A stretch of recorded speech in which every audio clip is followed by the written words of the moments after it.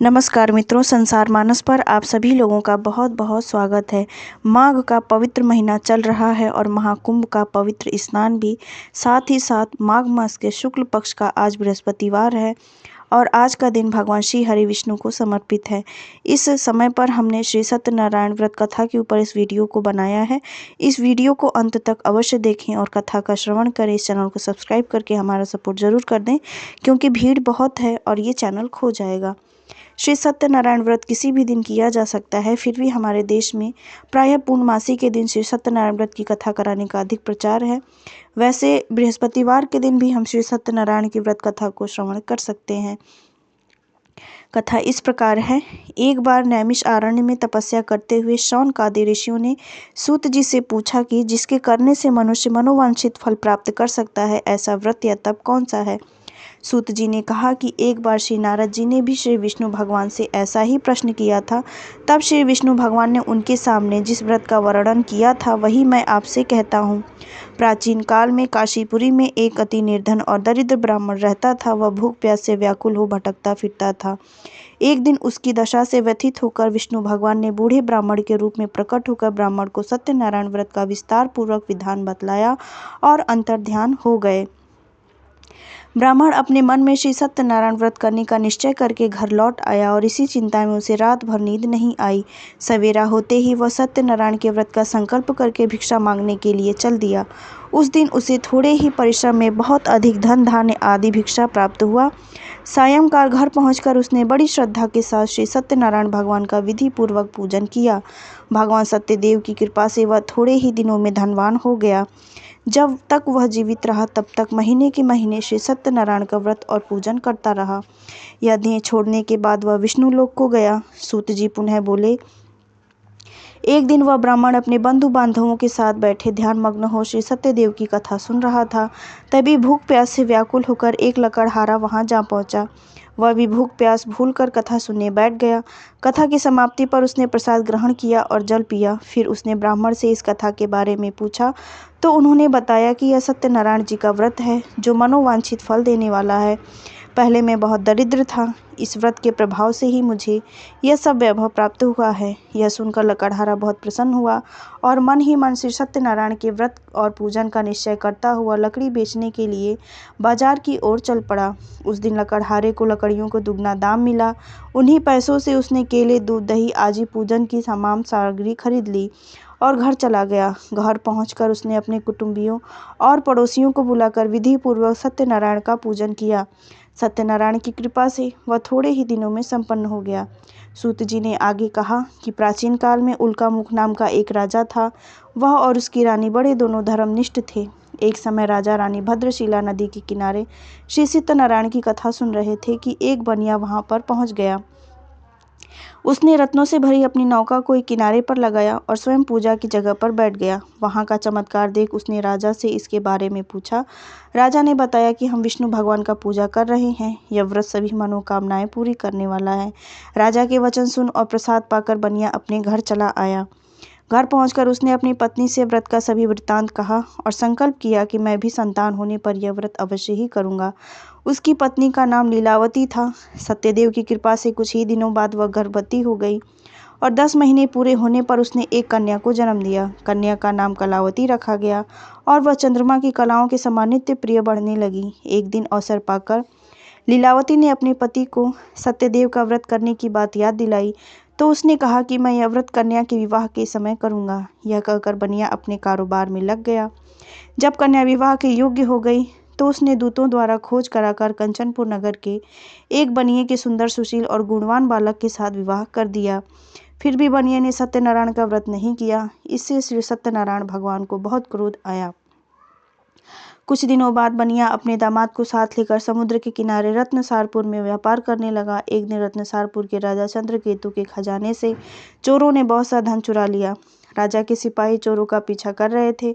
चोरों ने जब देखा कि सिपाहियों से बचना कठिन है तो उन्होंने राजकोष से चुराए हुए तमाम धन को एक जगह फेंक दिया और उसी समय वहां से भाग गए। वहीं बनिए का डेरा था। सिपाही चोरों को ढूंढते हुए उसी जगह पहुंच गए। उन्होंने दोनों बनियों को चोर समझकर पकड़ लिया।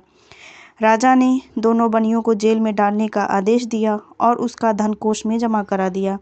श्री सत्यदेव के कोप से लीलावती और कलावती बड़े दुख से दिन को काट रही थीं। एक दिन कलावती भूख प्यास से व्याकुल होकर एक मंदिर में चली गई। वहाँ श्री सत्यनारायण की कथा हो रही थी। वहीं बैठकर उसने कथा सुनी। प्रसाद लेकर रात होने पर घर पहुंची। माता की देरी का कारण पूछने पर उसने सब बात कह दी। उसकी बात सुनकर लीलावती को अपने पति की भूली बात याद आ गई और उसने श्री सत्यदेव के व्रत का निश्चय किया।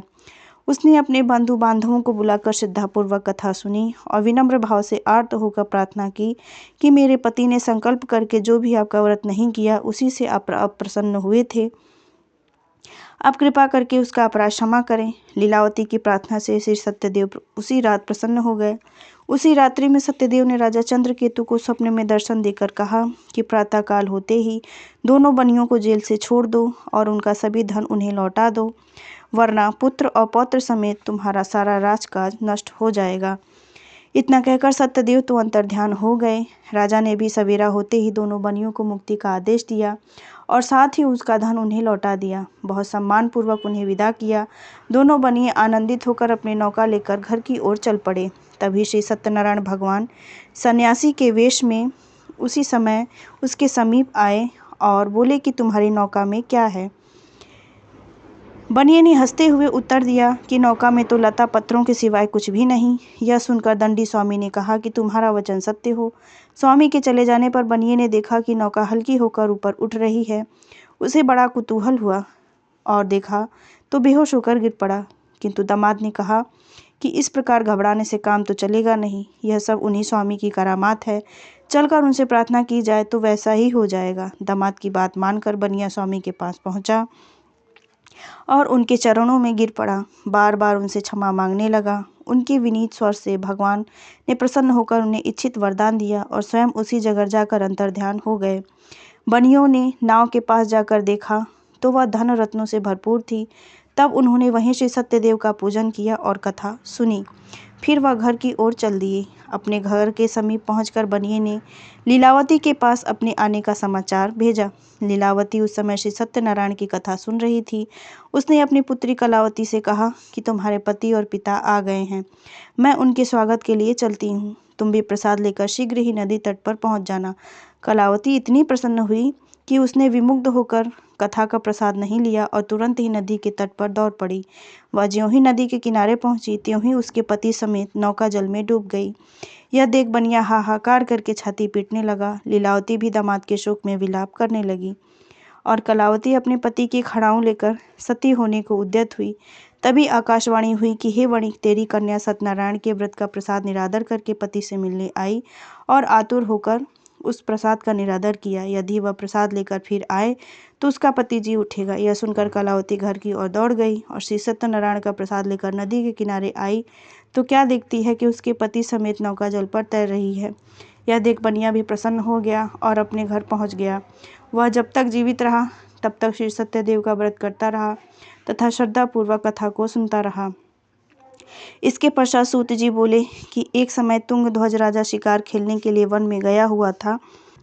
उसने उसी समय देखा कि बरगद के वृक्ष के नीचे बहुत से गोप ग्वाल इकट्ठे होकर श्री सत्यनारायण की कथा सुन रहे हैं। राजा ने न तो सत्यनारायण को नमस्कार किया और न पूजन के पास गए। गोपगण राजा को देखकर स्वयं प्रसाद लेकर उसके पास आए और प्रसाद राजा के सामने रख दिया। राजा ने प्रसाद की कुछ परवाह न की और महल की ओर चला गया। राजद्वार पर पहुंचते ही राजा को मालूम हुआ कि उसके पुत्र पौत्र और धन संपत्ति सब नष्ट हो गए। उसे वन की घटना स्मरण आई। उसने विचार किया कि श्री सत्यदेव के प्रसाद का निरादन करने के कारण ही मुझे यह दुख प्राप्त हुआ है। यह सोचकर राजा पुनः वन में दौड़ा गया और सब गोप ग्वालों के साथ श्रद्धा और भक्ति के साथ श्री सत्यदेव का पूजन करके प्रसाद ग्रहण किया। इसके बाद वह घर पर लौट आया तो उसके जितने भी सगे संबंधी मृत पुत्र पौत्र आदि थे वह सभी जी उठे और नष्ट हुई संपत्ति भी ज्यों की त्यों हो गई। तब से राजा ने जीवन भर समय समय पर श्री सत्यदेव का व्रत और पूजन किया और अपने बंधु बांधवों को भी श्री सत्यनारायण व्रत कथा की महात्म बताई और सभी लोगों से अनुरोध किया कि वह अपने जीवन में इस व्रत को अवश्य करें और भगवान को अपना सानिध्य समर्पण करें।